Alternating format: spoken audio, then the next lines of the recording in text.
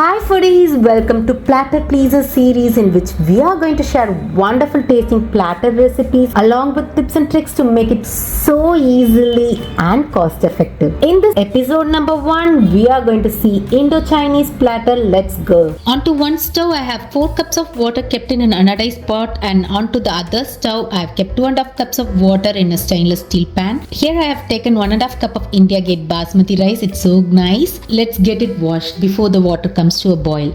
Now the water has come to a boil.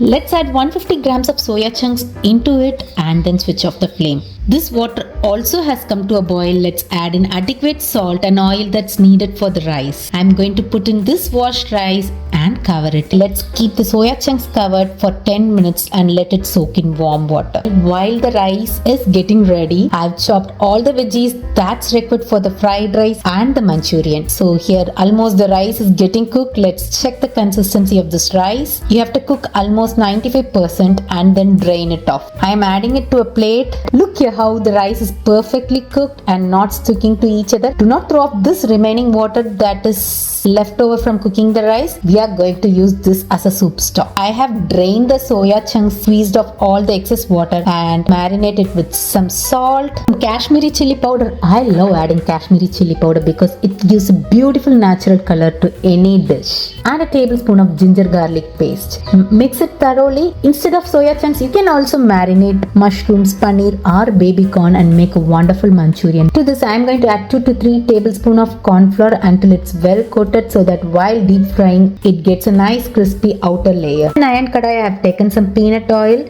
I am going to use the same oil for both fried rice and the Manchurian. Let's see how. So let's deep fry this marinated soya chunks. You can deep fry in 2 to 3 batches. Make sure it turns nicely golden and crisp. This soya chunks gets perfectly cooked when the sizzling sound of the oil stops. So once the sizzling sound of the oil stops, so just remove and transfer to a plate. This by itself is a good snack. Actually, do try that out.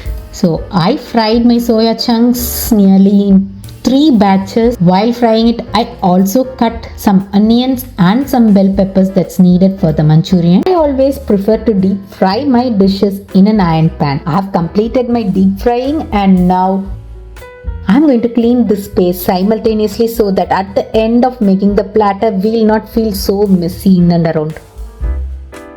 Now I am taking a big large size pan iron kadai and I am going to pour in the few ladles of this oil into this kadai.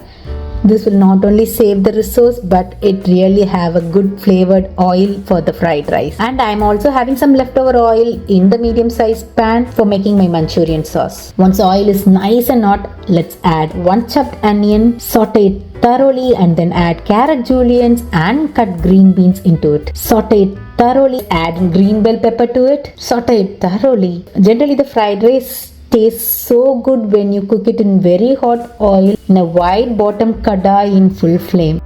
Now add some cabbage, saute it thoroughly, and I have added just a pinch of Ajinomoto. It's just optional, you can skip it. Add in a teaspoon of soy sauce and the cooked rice that's kept in a plate. Mix it thoroughly. Keep cooking it in high flame. Make sure you have everything ready onto your side so that you can just mix in fried rice. Chatpat and very tasty.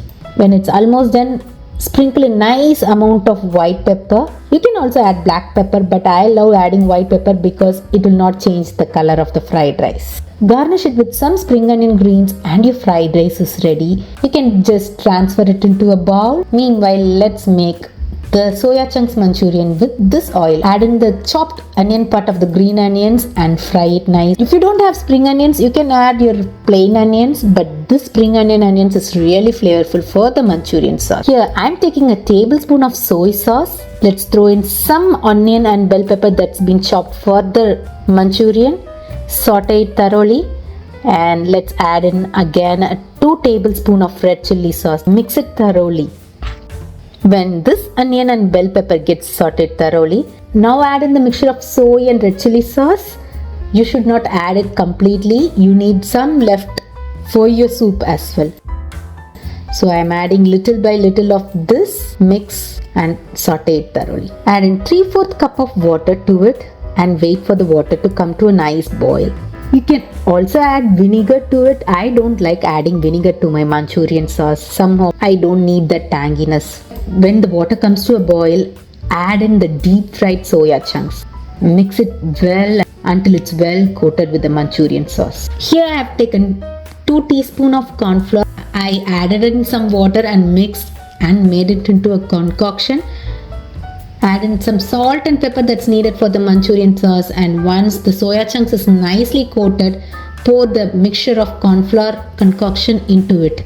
This is added just to thicken and give a glossy consistency to the Manchurian sauce. Now beautiful soya chunks Manchurian is ready. Let's garnish it with some greens of the green onions and transfer it to a plate. Now we have to get ready with our mushroom garlic soup. So here I have chopped 2 garlic finely and 5 to 6 button mushrooms cleaned very well and chopped. I'm going to take my small cute little Bergner kadai. This is really great for tempering, for reheating, or for making small amounts of gravies or sauteing. I love this pan. Let's add in very little oil, and once the oil is hot, let's add in the chopped garlic. Saute it for just few seconds and then add the mushrooms as well. Mix the mushrooms very nicely and add in the soy sauce red chili mix into it. I'm adding nearly a teaspoon of this mixture. So there is little more leftover mixture I have prepared. You can use it for any other day for your Chinese dishes. Now to the leftover rice stock, I'm adding this mushroom and garlic and placing it over the stove. There was some mushroom sticking into the pan and I added some water to it. Just removed it. Let this mushroom garlic soup get cooked for another 5 minutes. Once it comes to a nice boil, add in some spring onion greens and then finish it off. It's really tasty. Now this is the look of my kitchen once I have completed this platter. So if you see this, it will take just another 5 minutes of clearing this place. Let's make the cleaning done. And now beautiful Indo-Chinese platter of a mushroom garlic soup, yummy veg fried rice and soya chunks Manchurian is ready to serve. Enjoy! Don't forget to subscribe to our channel. Until then, bye!